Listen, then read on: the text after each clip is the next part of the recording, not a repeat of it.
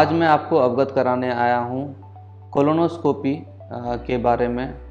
और मैं बता दूं कि कोलोनोस्कोप जो है एक वीडियो एंडोस्कोप है, जो एक बड़ा सा लंबा पाइप होता है और उसके पाइप के आखिरी भाग में एक कैमरा लगा रहता है, जिसे हम मुख्यतः बड़ी आंत का जांच करते हैं और छोटी आंत के आखिरी कुछ हिस्से, जिसे हम टर्मिनल आइलियम बोलते हैं, उसकी जांच करते हैं। ये प्रक्रिया जो है पेशेंट्स को अंडर सीडेशन में मुख्यतः कराया जाता है और इसमें करीब करीब आपको 15 से 20 मिनट लग सकता है। और इसके लिए हम बाएं करवट या तो लेटा सकते हैं पेशेंट्स को, या लिथोटोमी पोजीशन जिसे बोलते हैं कि पीठ के बल भी लेटा के करते हैं। कोलोनोस्कोपी करने से पहले कुछ प्रिपरेशंस लेना ज़रूरी होता है, जिससे कि आपके आंत को बिल्कुल साफ़ किया जा सके और उसके बाद पूरी आंत को अच्छी तरीके से जांच किया जा सके। तो ये प्रिपरेशन आपको एक दिन पहले लेना होता है, या फिर अगर हम अंतिम कुछ भाग को जांच करते हैं जिसे हम सिग्मोइडोस्कोपी कहते हैं, उसके लिए आप सुबह आकर भी एक एनीमा लगा सकते हैं और उसके बाद आपकी सिग्मोइडोस्कोपी में डे केयर में जांच हो जाएगी। तो कोलोनोस्कोपी जो होता है वो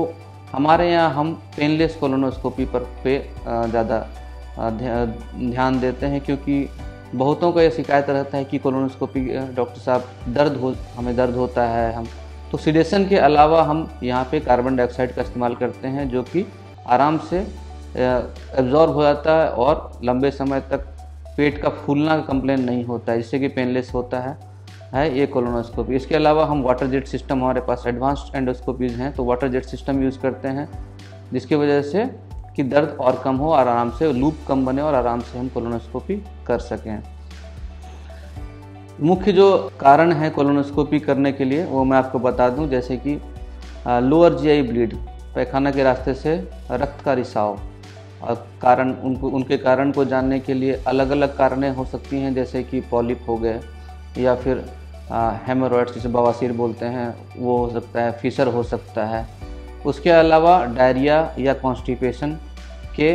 डायग्नोसिस के लिए हम कर सकते हैं, जिसमें कि हमें पाया गया है कि इन्फ्लामेटरी या सूजन वाली बीमारी जैसे कि अल्सरेटिव कोलाइटिस या क्रॉन्स डिजीज़ होते हैं, या फिर कैंसर भी पाया गया है।